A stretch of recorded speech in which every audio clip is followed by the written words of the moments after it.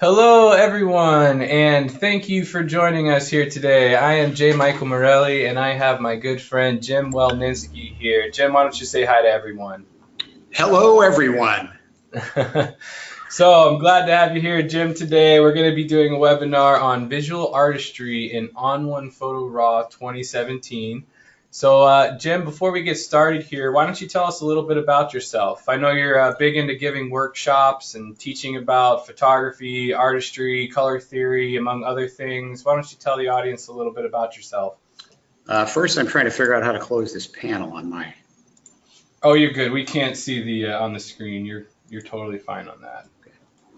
All right, so let me resize this so that it doesn't get in my way because it's covering my screen. Can I just close this without? Yeah, there should be a little red button for you to click that'll hide the control panel there for you. Perfect. Okay, I got it.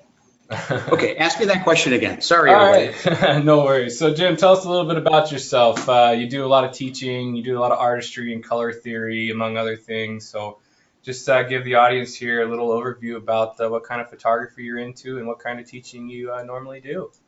Okay, so I've been in the visual imaging business for most the better part of 25 years, and I started with Photoshop. Michael and I were just talking back in 1990, whatever it was, 1995. So I've been around a long time.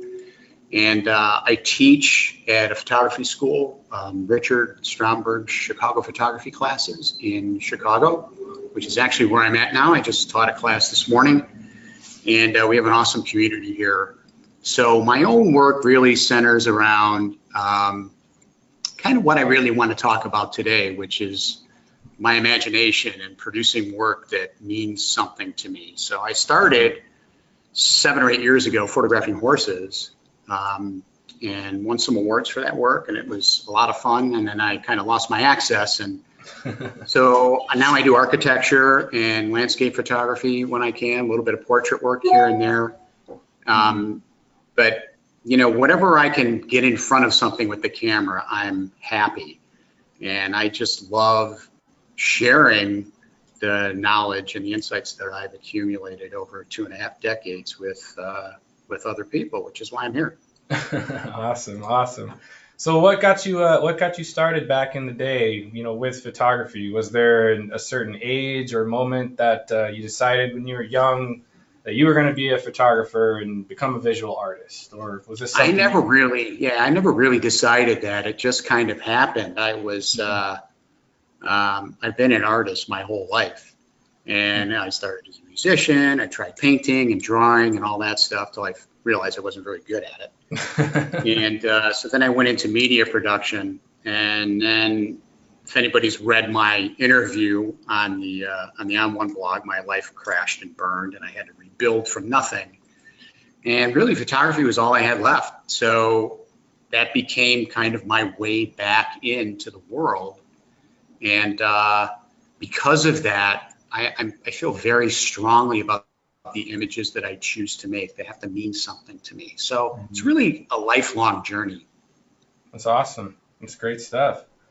Well, we're here today for a webinar on visual artistry in Photo RAW, so might as well get started doing that. But before we dive into that, I do want to let everyone know there is a questions panel on your webinar screen there. You should be able to type any questions you want to Jim or myself. We want this to be an interactive webinar. We want to go back and forth, so I'll be looking to answer questions in that box throughout the webinar. I can pass anything right on up to Jim if you do want to, you know, have him go over something again or cover something again. So don't hesitate to use that questions panel in there. We'll be looking at that, and we'll make this as fun as possible for everyone. So Jim, with that, I'll let you take it away there. Okay, so I just want to start by telling a story about the image that you see on your screen now. And this kind of gets to the heart of what I really want to share with you today. So this image was taken in June in Scotland. I was on the easternmost coast of Scotland, so that little island that you see to your right is the only thing that stands between where I was standing and the United States. It's all Atlantic Ocean. And we had gone there to photograph a graveyard, and I saw this beach down there, and I decided that that's where I wanted to go. So It was really stormy that day, and the waves coming up on the beach were so bad that it was digging these 2-foot wide, 3-foot deep trenches into the sand. And after a while, before I really got set up to make a shot, it started to rain. It was like being in a dunk tank. It was so strong. I don't think I've ever been rained on like that. And the truck was a half a mile away, so I couldn't get back to the truck. The only thing I could do was zip up my rain gear, cover my camera, and kneel on the beach and wait. And the storm lasted about 15 minutes. And I have to tell you that 15 minutes is something that I'll remember for the rest of my life. And it was just being there during that fury, that storm, and watching the storm rush towards me from the ocean. And it made a real impression on me. And so when I shot later, what I was really trying to photograph was that experience, not necessarily the rocks and the sand and the sky and the water. I was really after that. And this image, I've probably worked different versions of this image, I bet you 20 times. And every time I get a little closer, but I'm not quite there yet. But this is what I came up with yesterday. I finished this actually. So you can decide whether or not you think I was successful, and I'm going to walk through this image with you. We're not going to recreate this image right now. I've got some other images that we're going to do that with. But I kind of would like you to think about imagination in a different way. We always think about imagination as being fantasy, stuff that we make up or that we see in a movie. And really, imagination is really the world of images, right? And if you think about it that way, imagination is really all we have. Every experience that we have, every thought we have, every choice that we make begins there, because that's where all our comparisons are made. And I promise you, if you can tap into that and make photographs about that, you're going to bring your work up to a whole new level. Because we can all push sliders around, right? Definitely. You can only get by on that for so long, and then you're going to get bored. So you've got to make photographs that mean something. So let's just kind of walk through what I did to make this photo. So this first one, I'm going to just click on my go to effects here, and we'll look at the effects that I use. I'm just editing tone first, and this is kind of I got this from my buddy Blake Rudas, who teaches this all the time. Tone is the first thing. And this is a bunch of tone enhancers and some dynamic contrast stuff that I did here to edit the tones on this so that I could get this photograph to where I wanted it. So let's just walk through this really quick. So Jim, on surface, and I'm sure you're going to cover this here, it looks like you might be doing a different tone enhancer filter for each color. Is that kind of what's... Well, yeah, we're going to get to that. So this first tone enhancer is for the sky. So what I did was, you can see that I didn't do anything to the curve. I just changed the blend mode of this sky to multiply, which is a darkening blend mode, right? Mm-hmm. So I changed the blend mode and it dropped a mask on here just to darken this sky. So once I did that, now I need to bring the water into line. And I use the opposite blend mode for this, which is screen. Screen is a brightening blend mode. And so now I've got my kind of tonal balance where I want it. And now it's time to start adding some contrast to things. So not a lot of dynamic contrast. I actually pulled some of the medium contrast out, because if I push the medium contrast with the small and the large, it gets to be overwhelming. It's too much. It looks like that kind of HDR-y kind of stuff that we all have come to hate. So I chose to go with, large and small dynamic contrast, and a sunshine filter just to brighten things up and warm it up. I was specifically after warming up the foreground here, and I'm just going to hit Control M here so you can see what my mask looks like. So I painted that in by hand.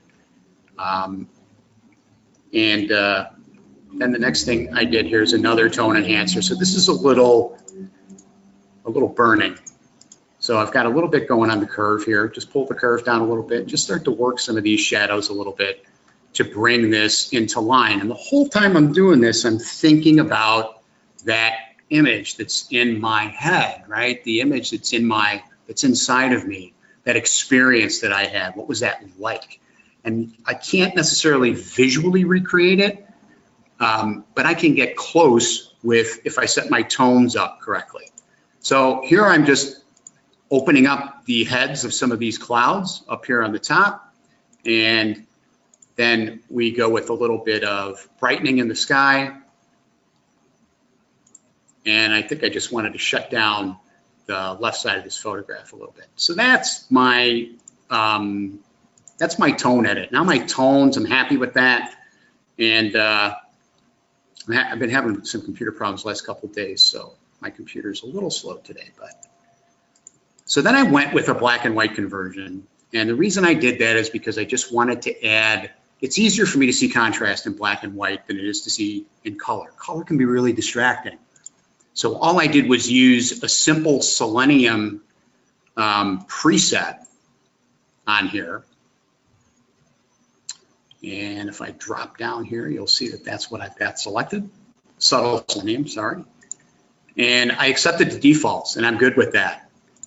And then I just changed the blend mode to luminosity, and you can see the effect that this has. It's subtle, but the other thing I want you to think about is that when you're working on an image, don't try to do everything at once. Build your images up a little bit at a time. If you try to do everything at once, it's like putting the whole box of salt in the stew at the same time, right? You add a little, you taste it, you let it cook, you add a little more. Well, it's the same thing when you're editing. So here, what I did, this is kind of an interesting thing. So I added a glow to this layer. And I added it manually just because I like the kind of glow I can get manually. And I'm going to show you how to do this later, so I'm not going to step through this with you right now. And then a stamp and a little more contrast, and then I wanted to darken the top and the bottom, and there we are. So it's a long way from this to this. But this might be what I saw. This is certainly what came out of the camera. But this is what I experienced when I was on that beach. So as we're going through the rest of these photos, I'm just going to close this one now, and we'll start to look at the next one. That's kind of what I want you to think about, is that capturing that experience and grabbing onto that and making that drive your editing. So let's look at this one. Hey Jim, before you jump on, we have a quick question here from John in the audience. Hi, John. He says he heard from another photographer that it's better to shoot waves going out rather than coming in. Do you have any tips for him on that? Well, I think if you're looking for that kind of long exposure wash on the beach, that's probably true. But in this case, pardon me, that's not what I was after. I wanted the feeling of everything rushing towards me. So could I have gotten some more dramatic effects in the water in the front? Probably, but that's not what I wanted. But in general, I would say that's probably true. Okay. Perfect. Great answer. All right. So yeah. So yes, except when no. I love it. All right, so let's look at this. Let's look at my favorite haunted house image. So this, I probably shot this image, I don't know, 6 or 7 years ago. And I think all photographers, we all have images that we get kind of attached to. You know, when I'm making a piece of work, I'm attached to it while I'm making it. And then once it's out of me, it's kind of has a life of its own, and I'm not attached to it anymore. With the exception of a few images that I just keep reworking, or teaching with. And actually, I wanted to go to layers here, so let's do that. Because I can't quite capture, or there are so many facets to the experience I had when I captured it that I'm always after something else. So, what happened here? Alrighty then. Let's try that again. User error. Yeah, I'm not sure what you did there. I just heard a chime go off. Yeah, sorry, I got a big train rolling by the office right now. Oh, okay. I thought that was fast, so everyone doesn't hear that. Asking a question. Any other questions that you got there while we're waiting for this to load up? Looks like there's a question on the stamped layer. I didn't really catch if you were doing that with your last edit or not, but you could maybe jump into that here on this one. Yeah, we're going to do that. Well, actually, on this edit, we're not going to make a stamp. I'm going to, let's just, for some reason, I think I lost my edit there. So let's just start new with this. We're going to start with the TIFF file. And right. I told you my computer was giving me trouble today. So let's start with this. And let's just bring this into layers and go with this. So this is what came out of the camera. You can see that, pardon me, that it was kind of a sunny day and not a lot of contrast in the scene, despite the fact that we had a blue sky, which is kind of unusual. And so this is my haunted house, right? This is what I'm after when I'm trying to shoot this, when I'm trying to edit this. So the first thing I'm going to do here is make a copy of this layer. And I'm going to go to a soft light blend mode, which is going to give me a lot of contrast. And so let's just turn this down a little bit. And I'm not crazy about what's happening in my sky. That's a little too much. So we're going to use a brush to brush that out. And let's just rename this, copy. So I'm going to go ahead and invert the mask on this. Control or Command I, and invert it again. And I'm going to grab a brush. And I'm just using my mouse for this. I'm not using a pen, so you don't need any special kind of gear for this. And I'm going to use the perfect brush. And if I hold down the Control key while I do this, I'll make my brush a little bit bigger. It's going to remember what tone I sample. And I want to make the blues darker. Probably help if I was painting out. So I want to make these blues a little bit darker. There we go. I'm going to have to do this a few times.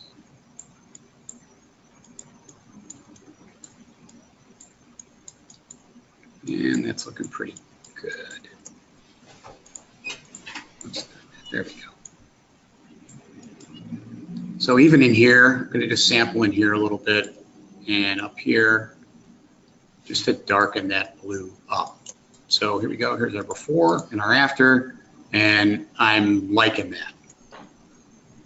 So I'm going to ask for a stamp now. So a stamp, to answer the question that you had before, is going to take the layers that are on in my layer stack, and it's going to combine all those layers into one layer without deleting the original layers. So if I choose new stamped layer, it's going to make a copy up here, and I'm actually going to call this stamp so I know what it is. And these two layers are still here. I could turn these two layers off now if I want, and it's not going to make any difference. So let's make this a smart layer and take this into effects. So if I'm going to go for my spooky house idea, probably the first thing I need to do is tone down some of the coloring here and maybe give it a little bit of a tint. So let's add a filter, and I'm going to actually add a bleach bypass filter, which really increases the contrast in here. And once again, I'm going to paint out my sky. I don't want my sky to get too blown out, because a bleach bypass is going to brighten stuff. And actually, let's try the darker setting. That's even better, right? I like that even better. So I'm going to hold down the Control key really quick, and you'll see that I'm painting out at 100% opacity, and my brush is nice and soft. I like to use the biggest brush I can get away with. The bigger the brush, the harder it is to see the brush strokes. And the best kind of edit is one when no one ever knows you were there. So let's just paint this out so that my blue comes back the way I want it. And that looks really good.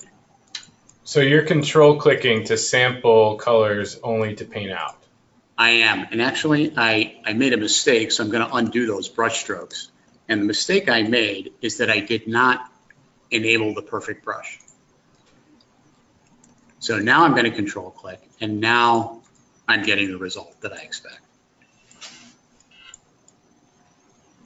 There we go. So it leaves my nice white puffy clouds alone, and that looks pretty good. I'm going to turn this off, and I see this big white patch over here. And I'm just going to reduce the size of my brush a little bit and probably reduce to like 40% opacity. And I'm still painting out, and I just want to paint this back a little bit because this is a little too bright in here for me. So, you know, your brush strokes don't have to be perfect. They just need to be good enough so that you can sell the illusion, right? So the next thing I'm going to do is add a sunshine filter. And why am I adding a sunshine filter when I want to take color away? Well, I want to highlight some of these greens and yellows up here. And I like the way that this filter, I can warm this up and bring some yellow into there. And again, I can use my mask, and I'm not even going to use the perfect brush at this point. I'm just going to paint this out like this. So this is all about, you know, artistry, right? And I might take my brush here and paint out some of these greens in here. So let's go down to 30 and just make a few strokes in here. Just paint out some of this stuff. And you can see how subtle some of these brush strokes really are, but when you put them all together, yeah, it makes a big difference. Yeah, okay. So for everyone watching, if you notice on the mask there on his right side of the app, you can see how light some of those strokes are. I know I've watched a lot of your videos, Jim, so I know how you how you use the software quite a bit. But for those who aren't familiar, Jim uses a very painterly effect on his brush strokes, if you will. Jim, you could probably talk a little bit more about how you're using that. Yeah, so typically I'm using a Wacom tablet. My tablet went south on me today, so I'm not using it. I'm just using the mouse. But you can turn on the pressure sensitivity here just by clicking this little checkbox. And the brush will respond to pressure sensitivity if you're using a tablet. Now, the reason that some of these brush strokes are darker than others is because I'm painting at a really low opacity and I'm building my effect up. So this is just, typically I'm working at 20, maybe 30% opacity and building my effect up a little at a time. And I find that that approach is a more natural, more organic look than trying to do everything at once. If you try to do everything at once, it looks like you tried to do everything at once, and then you just end up with kind of a mess. So, which is not a good thing. And believe me, I've created enough photographs that are a mess to understand. So let's let's add a black and white filter to this now. And the preset that I've kind of really come to love is this one. I just love the tone. I can go in here. It's got that kind of purplish selenium look. I really like that. I'm actually going to turn this down a little bit and allow some of that color to come through. So I'm looking for this kind of washed out, haunted housey kind of thing. And I'm starting to lose a little bit of my shadows here. So underneath this gear icon is all my protections, and I can just start to bring back some of my shadows. And if you watch in this tree and in this area here, you'll see some of that stuff start to come back. And it's just a subtle effect, but it's all good. So, so I'm happy with that. So I think the next thing I really want to do is add a little bit of color to the lighter parts of the image here. So the lighter parts of this grass, which typically tend to be yellow. So I'm going to add a color enhancer. And I'm going to look at my yellows and see what I've got. And there's a lot of them, right? So typically I'll move these sliders around to see what's affected and what's not, because you never really know. So there's more in that green than I had actually originally thought. But if I pull back the range, which controls how wide of a color range is selected, now I'm getting closer to what I want, just like that.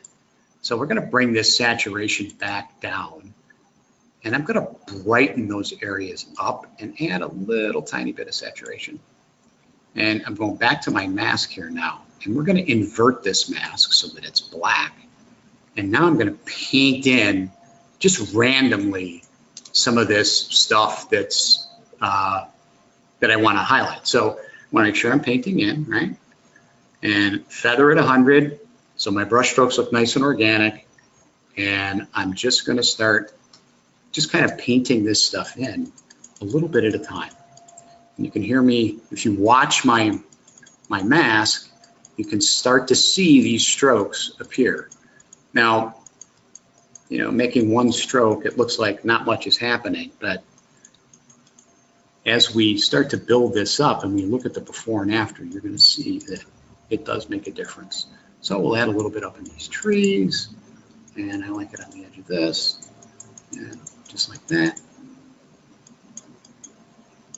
So that's looking pretty nice. I think we'll increase the saturation of this just a hair. There we go. Not too much.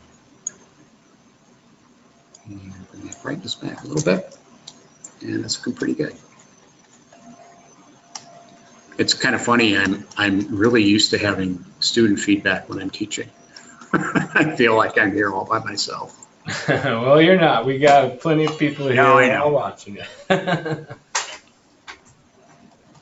Okay, so I need to do something with my sky, and what I really want to do is darken the blues in here. So let's see what this gives me in my blues. If I pull these back, yeah, I'm not getting too much in the way of that, so I might need to add another one, or better yet, let's add a tone enhancer. And you know, I love the curve. The curve is the most fabulously powerful editing tool ever. And if I invert this mask, just by clicking invert, now I can paint this in.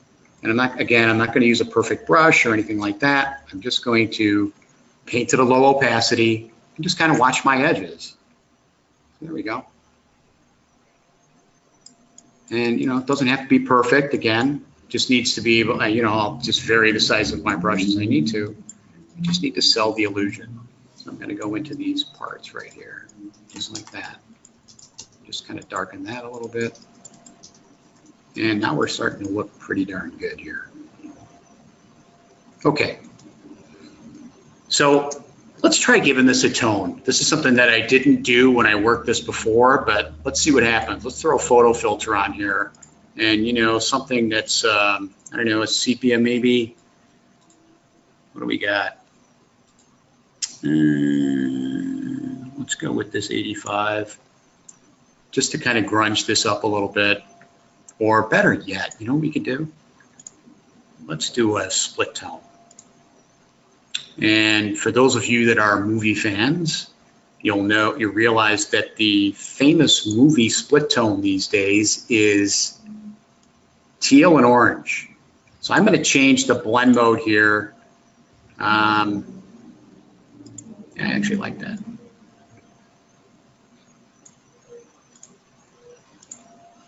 Let's just change this blend mode. Let's bring that back to normal and change the blend mode up here to soft light. All right, so that's obviously way overblown, but I can bring some of my shadows back. Skin tone seems to me to be kind of a mid-range control. I don't want my highlights to get out of hand, but I'm going to fix that with a brush. So here's my teal, and I really want this to be darker. And that's more like what I want, and I want this to be orange. So let's just pick an orange here, and that looks pretty good. So now my highlights are a little orange. I've got a little bit of teal in my shadows, and I can increase the amount here if I want and change the balance. I want more teal than I do. And so now we're kind of getting haunted housey looking. Reduce the opacity of that a little bit, like that. And I'm going to go in with a brush and just paint out my house because it's starting to look a little blown out, and I don't like that. Usually it helps if I'm painting out instead of in. And so let's increase the opacity here to 50% and just paint this out. Just like that. Okay. So I'm pretty happy with where this is at this point. I'm going to bring this back over to layers by saying done. And while that's working, I'm going to answer some questions. So what do you got there, my friend? Are you there? Sorry about that. Sorry about that. I forgot I was muted there because of the train. So there is a question to step back a little bit about the scene composition. Mainly the framing, I think, that you have with the trees. The customer Alan here is wondering, what drew you to this as your haunted house? What about this scene? Was it the branches hanging over the house? Was it the framing of the trees? I think he's just looking for some tips when he's out strolling around to capture something like this himself. Okay, Alan, I would say that all of those things played a role in me choosing this as my haunted house. But really the thing that put it over the top for me was the way this location made me feel. I used to drive by this a lot, and there's a barn right next to it that's in even worse shape than this house. This house has been abandoned probably 25 years, so I'm told by the neighbors. And I just got this ominous feeling when I would drive by there, and it got even worse as I kind of explored the property and went inside, which I wasn't supposed to do. And I got pulled over by the policeman one day, and he said, "Have you been inside that house?" I said, "Absolutely not, officer." So it just felt ominous to me. Yeah. And really that's the thing that those kind of things are the things that make me want to photograph something. Because those are the photographs that mean something to me. That doesn't mean I don't shoot anything else. I shoot all the time because I'm a photographer and because, you never know what you're going to get. But there are some images that just do it for me. Yeah, and this was one of them. So would you, just as a personal preference, would you remove those antennas, if you were going to send this to print, or would you keep them on there on top of the house? I would leave them. You'd leave them? And actually, I have shown this, and I won an award for this photograph, which is actually the one that won as a sepia tone, black and white, and I did not take that stuff off. Nice. To me, it's just, so like, who has an antenna like that on their house anymore? You don't see that very often. So it kind of says abandoned to me. So at this point, we kind of need to take this a little bit further. So I'm going to actually call for another stamped layer here. And I'm going to actually change the blend mode here to multiply and just darken this up a little bit more. Right, so I tend to reach for blend modes before I reach for anything else. It might have partly to do with the way that I was, the way I learned how to do this, and part of it is they're just simpler. I don't have to think about, do I need to mess with the exposure? Do I need to mess with the highlights or the shadows? It's all kind of done for me. So let's make another stamp. And you're like, man, this guy makes a lot of stamps. Well, yeah, I do, because I'm going to take this over into effects now, and I'm going to show you how to create that glow. So when I'm creating a glow, what I really want to glow is only my highlights. I don't want my shadows to get any of that stuff. I just want to have this nice mystical feel to it. So I need to be able to have a mask that does that. So here's what I'm going to do. I'm going to go to and put you'll see what I mean as I go here.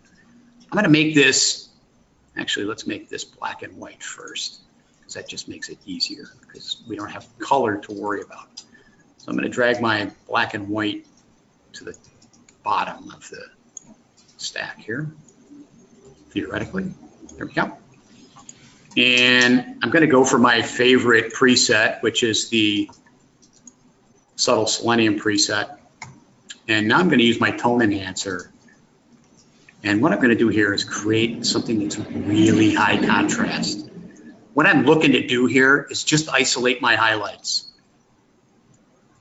And so I'm going to pull my exposure back, open up my shadows all the way.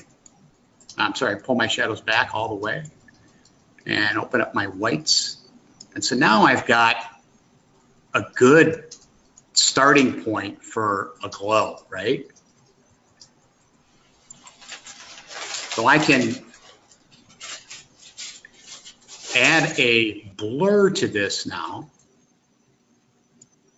That really should be up there.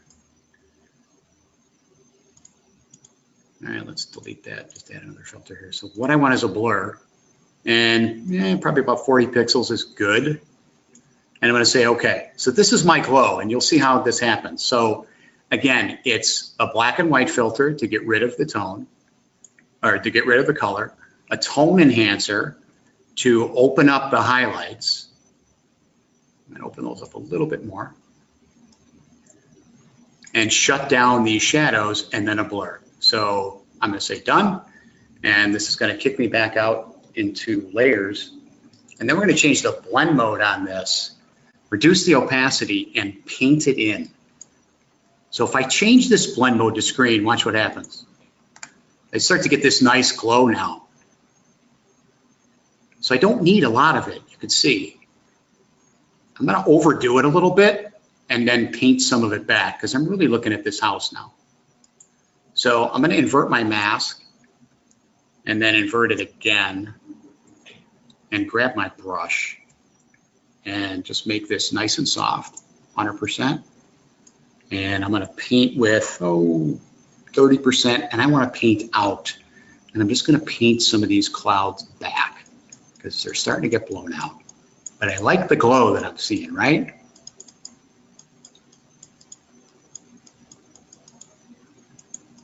There we go. That's looking pretty good. So a little bit there. I love the way that house glows. And I can increase or decrease this as much as I want, obviously. And, you know, if I wasn't happy with the tones that I have in my glow, I could go back. I would have made a smart layer here. I can go back and just change the tonal composition of that last layer. So, whoops. So here we are with this. I'm going to make one more stamped layer here and just do one more thing. I'm going to change the blend mode of this to multiply, which is a darkening blend mode. Just like that. And now I'm going to invert my mask, and I'm just going to poke some holes in this mask to let some of this other stuff shine through, but I want it to darken the top and the bottom of this. So we're painting in, hit the X key to paint in, and I'm going to paint with about 40% opacity with a pretty large brush, and sorry, painting out rather. And I'm just going to start clicking until I get the things revealed that I want revealed, a little bit up in the sky, just like that. And then I want to bring back some of this stuff because it's starting to get a little too dark. And look at this, and there you have it. So there's my haunted house. This turns out different every single time I work it, probably because, you know, I was by there so many times and I had so many interesting experiences about this that it looks different every time. So let's close this out and move on to the next image. And you guys, if you want to ask some questions, I really want this to be a conversation. So fire away, and while we're talking, I'll bring up the next image. So here's a question from Thomas. What is the benefit of a smart layer? And once you use it, are all of the layers after it also smart layers, or do you have to do that each time? The benefit of a smart layer is that I use smart layers when I am going to take a layer into effects and do stuff to it. And the reason I use it is because sometimes, you know, I have something in my head that I want to do and it doesn't quite turn out right. So I can go back and I can tweak all of those effects that are on that smart layer and then go back into layers and continue with my work. So no, everything doesn't have to be a smart layer. Think of a smart layer as a container into which you've poured a bunch of effects. It's a mix of effects. And you can change that mix whenever you want simply by reaching into the container and rearranging things. And so your layer stack is simply a stack of those containers. You can pull those containers out, you can rearrange them, move one on top of the other, you can open up the container and reach in and change the effects that are in there. And it just allows maximum flexibility when I'm working. Does it take up more computing power? Yes. Is the file size bigger? Yes. Is it worth it to me? Yes. So I figure, you know, hard drives are cheap. I can always buy another hard drive. Mm-hmm. And sometimes I'm in the middle of an edit and I have to leave and I want to come back and I can pick up where I left off. So hopefully that answers your question. Right, definitely does, I think. So another question here, and I think you already covered this a little bit, but I think we want you to go a little more in depth on it. Why so many stamped layers? Can you not just use regular layers, or are stamped layers the only way to go and I just don't know about it yet? Well, a stamp layer in the case of my workflow here is really the only way to go. And it's the only way to go because I want to change a blend mode usually or paint something in, and I need to be able to have a container, again, that has the image in its current state in order to do that. So if I want to, for example, if I have a bunch of edits here, so let's just do this really quick. Let's just bring this into effects here. And let's just do some stuff to it. I'm going to add some dynamic contrast to it. And let's add a tone enhancer and go to the curve and lighten it. Well, let's darken it. So it's kind of funky, but it'll make my point. I'm going to say done. And we're going to take this back over into layers now. So once I do this, this is what I have. This is not a smart layer, okay? I cannot go back in and edit those effects now. They're baked into this layer. So if I get here and I'm like, oh, you know what, that's too much dynamic contrast, I have to start over.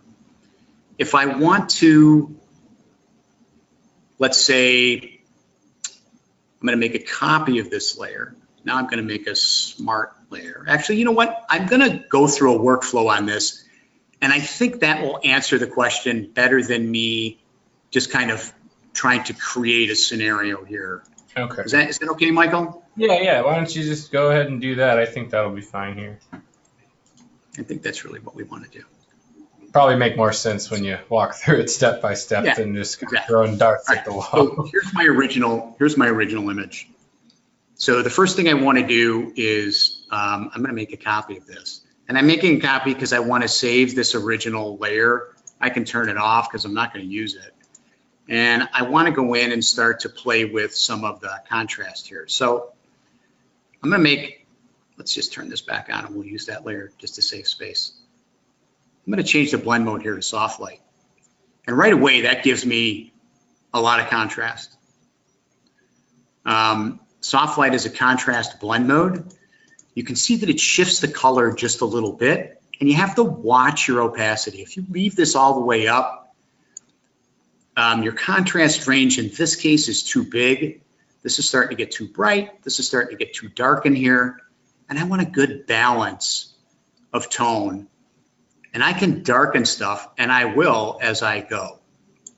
So now I want to do another blend mode here because I want to darken this background up. So the only way for me to do that is to make a copy of this. Actually, I can't make a copy of this layer because if I make a copy of this layer, I'm making a copy of a layer that's in soft light blend mode at 72%. And it's not going to have the same effect. So I'm going to ask for a stamped layer here. And now I have the image in its current state. Now I'm going to change this blend mode to multiply. And all I'm doing is looking at this stuff back here now. Now I'm going to turn this on and off and decide where I'm happy.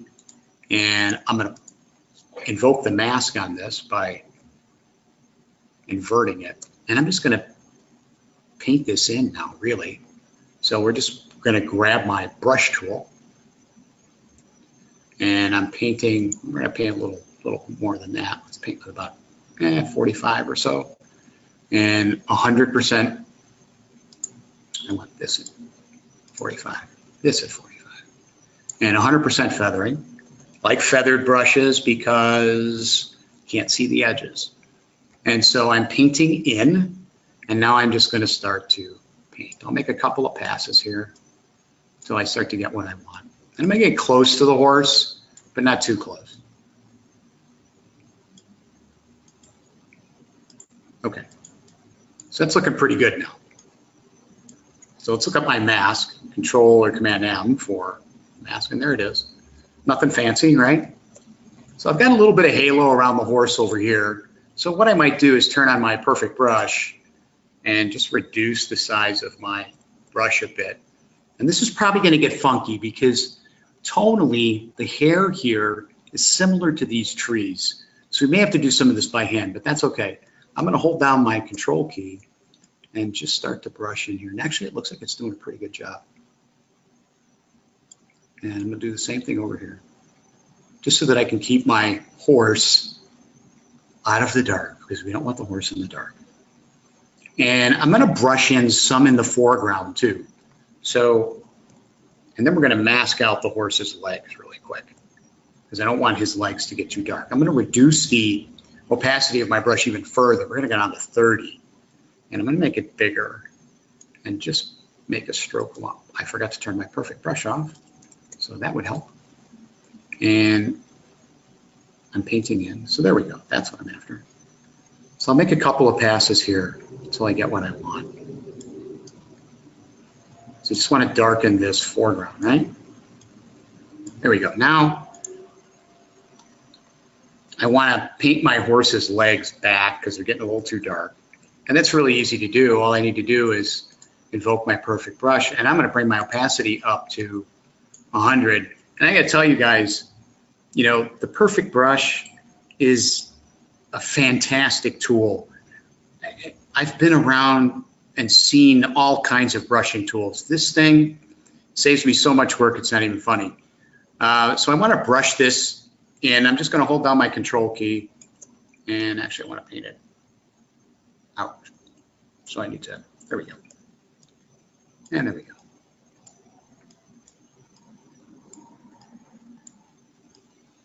So just brushing that out so my horse's legs are happy. And I'm going to look at my mask because I got a feeling I'm going to have to touch some of this up by hand. And you can see that's kind of a mess. And so is this. So we'll just touch this up by hand. I'll turn my perfect brush off. And I'm painting with about 40% opacity. And in this case, I'm going to paint in. And I'm just going to kind of come in here a little bit. Actually, those two brush strokes are a little too much, so let's paint with 20. I just kind of want to maintain that feather. There we go. Just like that. And so you can see this mask isn't, you know, nothing that you would show in a magazine ad. But the question is, does it work? And that's really all I care about. How does the image look? The mask isn't perfect, but I'm okay with that. So here we go. And let's have a look. So Control M to get out, and that looks pretty darn, excuse me, pretty darn good.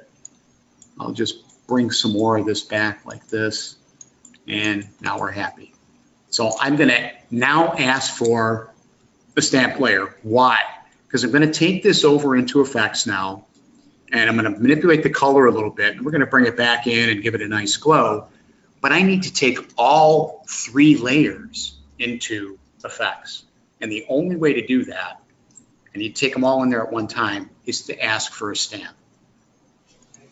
So now I can take all of this stuff over, and that's exactly what I'm going to do. I'm going to make that a smart layer, so if I change my mind later, I can still go back and edit it. So now I'm going to add a color enhancer because I want to play with these colors a little bit. And let's go for the orange. I know there's a lot of orange in here, right? Tons of orange. So we're going to just saturate that a little bit. And I'm probably going to darken it just a hair. And I probably have some red in here too. Yep. So we'll darken that up a little bit. Actually, I'm really not happy with the way that's going. Sometimes that happens. So instead of doing this, let's add our friend, the sunshine filter. I know Matt loves this filter. I love this filter. It's hard not to love this filter. It's an awesome filter. So that's kind of what I'm looking for. Do I want to do a bleach bypass? Maybe. Nah, probably not. That's looking kind of nasty. So, you know, even sometimes you just play around and see what works. I'm going to turn the glow down on this a little bit. And actually going to go up in here and protect some of my highlights because you can see this is getting a little blown out.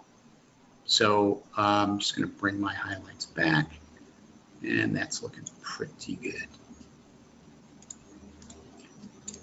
Okay, so back up. Meanwhile, back at the wrench. So let's do a color enhancer again, and now I can start to probably play with my oranges and my yellows and stuff. I know there's lots of yellow in here. So that's that really bright stuff. I don't want to bring it down too low. If I bring this down too low, then these tones start to get compressed. And I want to maintain that detail. But I do want to open up that saturation a little bit. And don't be afraid to move these sliders around. Because, there we go. And now we're talking. Okay. So 2 really quick filters, a sunshine filter and a color enhancer filter. I like the way my sky's looking. I'm going to say done. And while that's going back into layers, you need more questions there, Michael?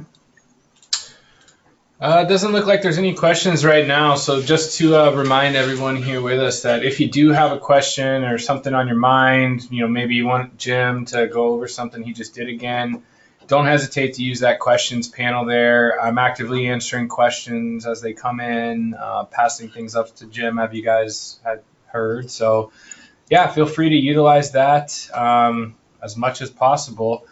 I did actually have a question for you from my own personal preference or question, maybe not even a question, more of just an observation back there, Jim, when you were doing the tones with the yellows and the reds. And I've seen Blake do this a few times too. When you have an image like this where, you know, there's a lot of yellow, there's a lot of the orange, but you want to make that red come out a little more, you know, using that using the tone filter you were just using back there is a great way to make those colors jump out in the color enhancer. Yeah, that's really true. The other way to make these colors jump out is to use a blend mode. So if I use, for example, let's just make it, and I was actually going to do this now anyway, so I'm going to call for another stamp here. And if I change the blend mode here, you can see how these colors start to saturate, right? Mm-hmm. So especially these contrast modes, they really start to play with the colors. And I love that. So I love the way that, in this case, I really like the way the overlay mode looks, but we'll go with soft light. I think we're going to go with overlay. It's a little more aggressive. And so if we just pull this back, and if I have a brush and a mask, I can, you know, I'm a happy camper. So because I can control the way my layer looks. I don't have to accept what the software gives me. So I'm going to grab my brush tool here and open this up and paint with a nice soft brush. And I'm going to reduce the opacity. Why am I reducing the opacity to 30 when I know that I want this all to go away? Because as I get closer to my horse, I'm going to have to feather this effect in a little bit. If I make it at 100% brush stroke, let's do it so you can see. It's not going to, it's not going to look right. Right? That doesn't, even if I undo that, if I try to get close to the horse, it's not happening. You can see the transition zone. On the other hand, if I do this at 30% or even 20%, now I can kind of start out here and see how I can feather this in, and you can't tell that this was blended. I'm even going to work on his face a little bit just to bring some of those highlights back, like so. And that's looking pretty good. So this guy is a wild horse, actually. And I've been looking at him for a while when I first shot him. And I finally got him on this really cool sunny day. So the point that I want to make here is that the tools that I'm using are very simple tools. A few blend modes, a brush, a few masks, and 3 or 4 different filters. It's all about inspiration and kind of a sophisticated application, thinking about what I want to accomplish and what's the best way and the fastest way to accomplish that, which isn't necessarily always a huge filter stack, right? Mm-hmm. So I'm going to make one more stamp here, and we're going to go put that glow on it again. And I'm going to go through this slowly so that you guys can take notes and pick this up if you want, because this is a really awesome effect. So I'm going to add first a black and white layer to get rid of the color because it's just distracting to me. And I'm going to choose, you can choose any preset really. This is just kind of my preference. You don't have to choose any particular preset. We can start with just the regular preset if you want. And on top of that, now I want to manipulate the tones in my image. So since I want the lighter parts of my image to glow, I'm going to shut down the darker parts of my image. So pull my shadows back, pull my blacks back a little bit, open up my highlights, and I'm thinking, okay, these are the parts of the images where I want to kind of see this glow, right? Not so much in the trees and all that. Those are all black now, so that's not going to happen. And it's not going to happen because of the blend mode I've chosen, which is screen, which is a lightening blend mode, and it's only going to lighten the lighter tones here because the black tones can't get affected there. So I'm going to say done. I forgot to put a blur on it. So we're going to have to, that's all right. So if I change this to screen,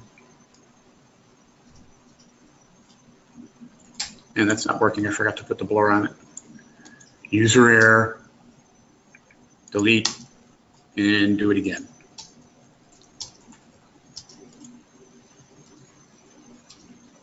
How are we doing on time?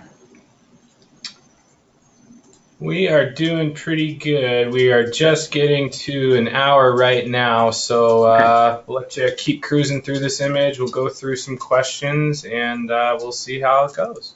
All right, good. So let's add our tone enhancer here and just darken this up and pull my highlights up. I'm going to add some contrast to this as well and pull my shadows back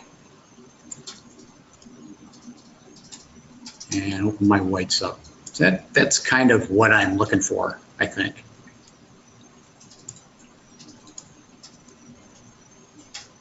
Good. So now I'm going to add a blur to this. Try not to forget to do that. and about 40. That looks good, and now I'm done. So really what I'm doing is I'm using this layer as kind of a mask for a blend mode, which at this point is way overblown. But if I turn this down, now I can start to get that nice glowy look, right? And all I need to do is just paint back some of these areas where it's overdone. So Control I inverts I'm on the wrong layer. Control I invokes my mask, and there's my mask. So I'm going to grab my brush. Nice soft brush, about 20% opacity and fairly large. So I'm going to use a brush that's about 800 pixels. And I'm painting out, and I just want to pull some of this stuff that's overexposed back a little bit. And maybe just a touch here and a touch there. There we go. Hey, Lori, how are you? All right, so we're good with this image. I'm gonna call this done, and we'll close out here and answer any questions if we have them. If not, we'll move on to the next one. Yeah, there actually was a pretty interesting question. A lot of people noticed that you're using that black and white layer to add the subtle glow to the image. And I think people were just wondering the theory behind why you chose that route versus just adding a glow layer itself. Because I like the way that this screen mode, you mean adding a glow effect? Mm-hmm. In the effects panel? Okay. So yeah. I like the diffuse light of this particular method. And I don't use it all the time. The glow that's in the effects module is awesome. I love it. Sometimes I just want that really kind of misty kind of ethereal glow, and I can get that really easily doing this. If I let's go to the next image here. I'm actually going to open up this one, the one that's kind of already done here. So I'm gonna go to layers here.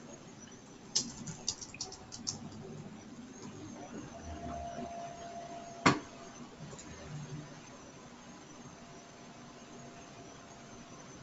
some point. Here we go. Oh, that's great. So this is a really simple black and white image that was shot on a really, really foggy morning. So if I turn the bottom layer on, it's got a mask on it right now. Let's just get rid of this mask. Let's reset that. So that's the images that came out of the camera. And I just really wanted to, you know, enhance that glow. So here's the glow layer right here. So let's just try this out. Let's turn these top two layers off. Right? And I want to bake these changes in to a stamped layer so I can go over to effects and add a glow. And let's see what that does. So I'm going to make this a smart layer so I can come back and over to effects. Okay. So I'm not going to do anything here. We're just going to add a glow.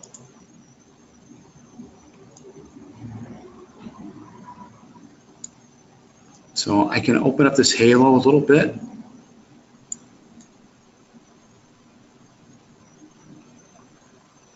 And that looks pretty nice, yeah? I mean, I love this filter. This is an awesome filter. So I tend to not use the presets so much. I like to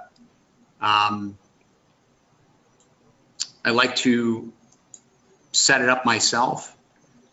But the ones that I really like, I like this overlay. I like overlay strong, although I think it's a little strong for this image. Soft light's nice. Soft light strong is a little too misty for me, but If I turn this halo down, I could probably get rid of some of that. But yeah, that's not really working for this image. It's looking a little kind of HDR-y almost. So I'd probably, in this case, opt for either the overlight or the overlight strong and really amp both of those up a little bit. And I like the way that looks. I like the way that looks a lot. I think before I did the glow here, what would be really interesting would be to put a tone enhancer in front of the glow and bring out some more of the texture that's in these buildings. So we can do that by just adding a little bit of clarity. And that helps a lot.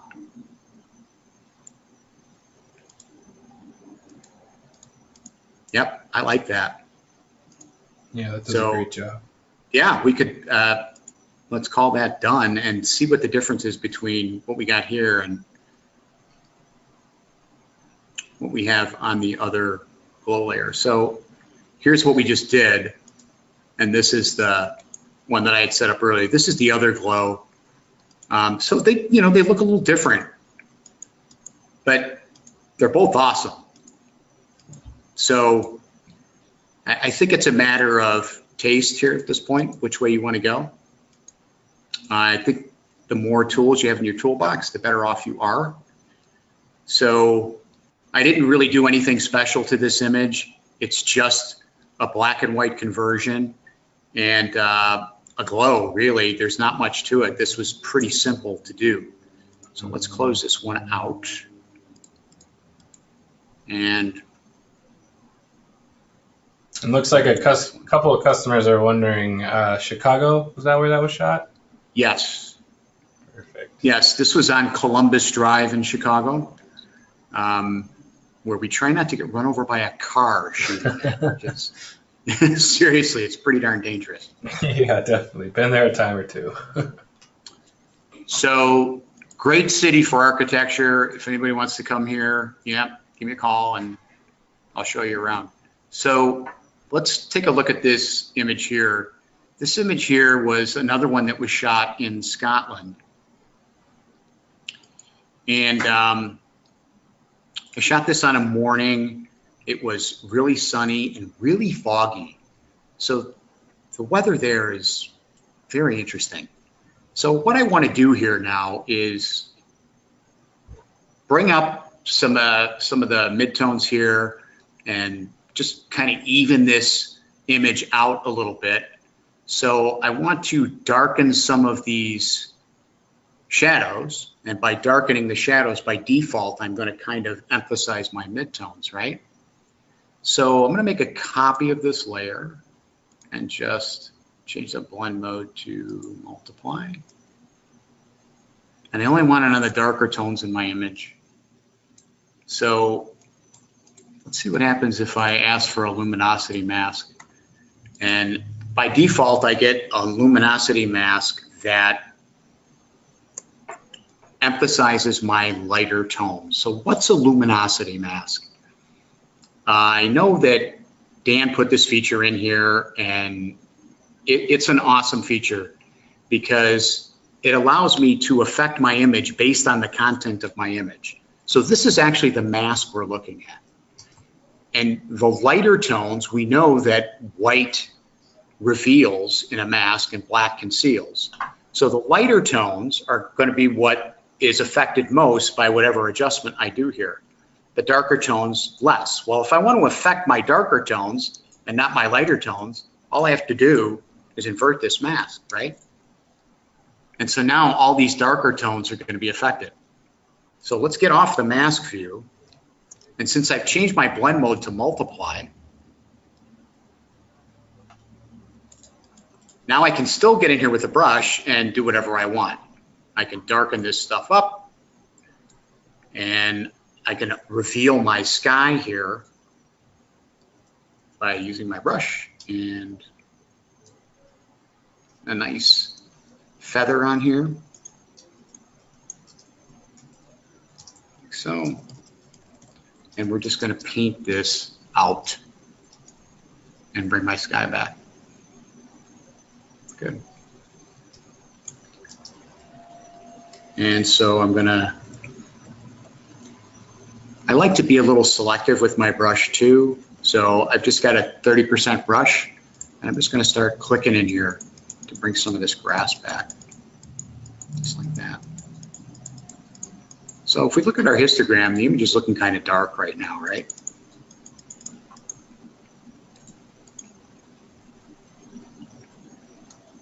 So I'm going to make a stamp of this, and I'm going to use a screen blend mode to brighten this up. So all I need to do here, now that I've got some decent contrast in my darks, is paint back some of the parts where it's getting a little too heavy duty as far as the brightness. So I'm going to invert my mask and invert it again and just paint back some of these highlights, just like that. And maybe bring a little bit of detail into my clouds there. And I'm kind of liking the way that looks.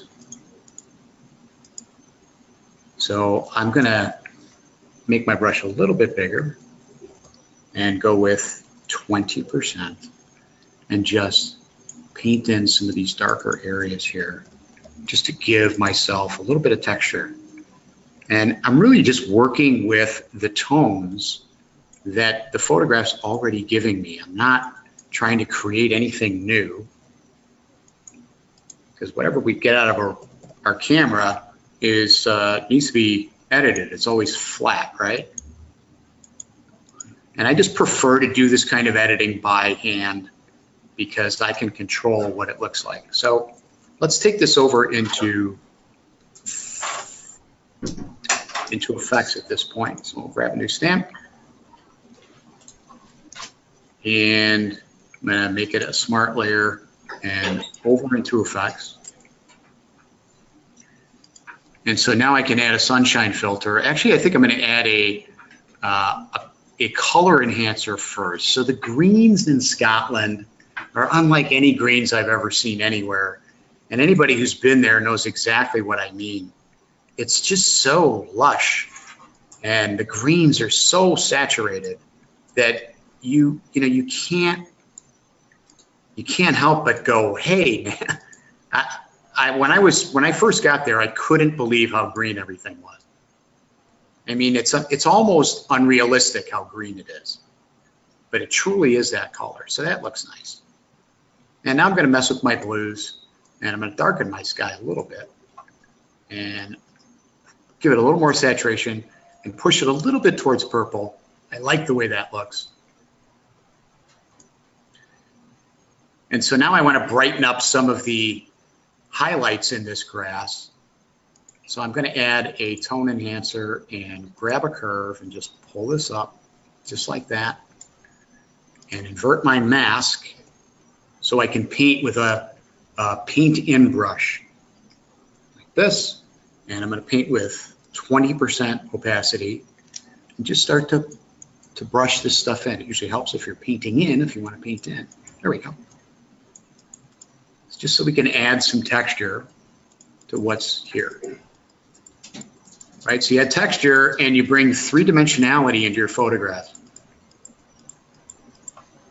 There we go.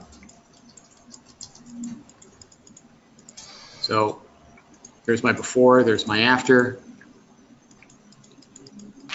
Good.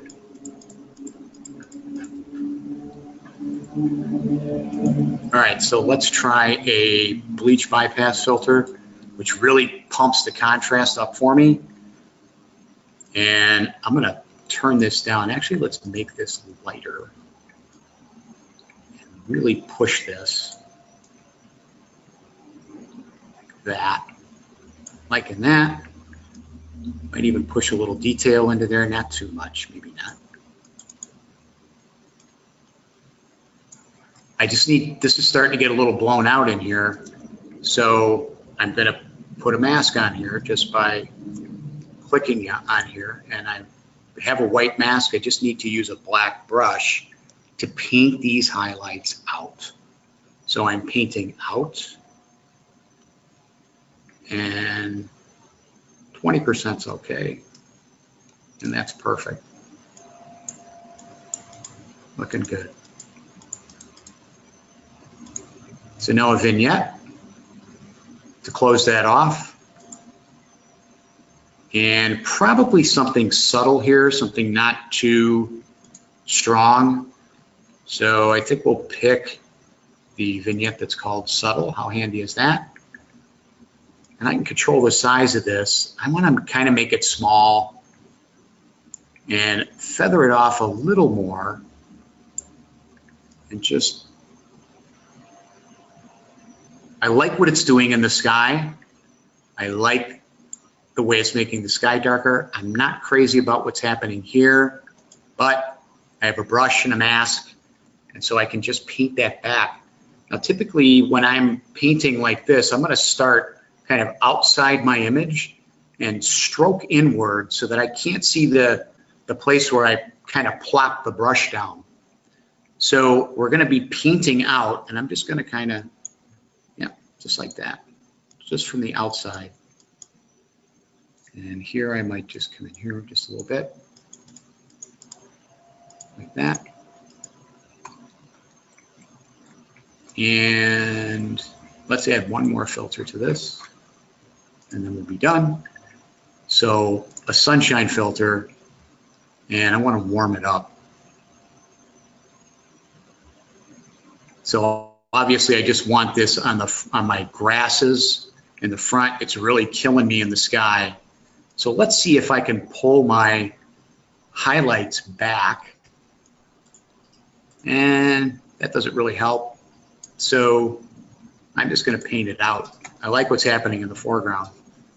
So let's just grab a brush, and I'm painting out, and I'm going to paint out at 50% opacity and just paint this out like that. So you guys see how you can kind of create your own look by not totally relying on what the filters give you, but by learning how to use the brush and understanding just a little bit of basic stuff about what the blend modes do, which blend modes are so valuable. And I know Matt has a whole course on blend modes, and it's amazing. I highly recommend it. I don't like that last brush stroke.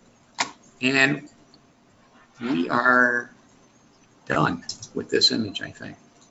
Awesome. There we go. That's better.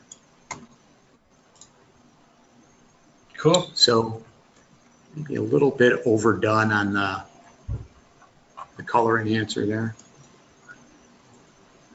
I like it. All right. So so that's this image. How are we doing on time, Michael? We are getting pretty close to wrapping it up here, and let me just cruise the questions here. This will be recorded, everyone. There are a few questions about that. I'll do my best to get this posted up to the ON1 blog by the end of the day, and we'll put a notice out on Facebook probably tomorrow for anyone who wants to catch that recording of this webinar. Otherwise, Jim, if you have some final thoughts or want to show off anything, we can pretty much start to close it down. It looks like everyone says thanks very much. This has been a fantastic tutorial and webinar for them. Well, good. I hope you guys, I have a little bit of a different way of working, and I'm really hoping that you can grab onto the idea of making photographs not based on what you see, but based on what you feel. And that will really transform your work, because it allows you to look past what's in front of you. And photographs that are lasting and that mean something, I think, grab us all in a way. And so that's just really what I want to encourage you to do. Just go out, and when you're shooting, don't pick up your camera right away when you go out to shoot. Just kind of be in that place and breathe and catch the energy of it. How does it feel to you? What does it make you think about? And then shoot based on that, not based on reacting to what you see. Try it and let me know what happens. I'm really interested to hear about your experiments. So thank you so much for all your attention, everybody. I appreciate it. Yeah, and thank you so much, Jim, for being here. With that, I will go ahead and close the webinar down. Thank you everyone for joining us today, and we'll see you next time.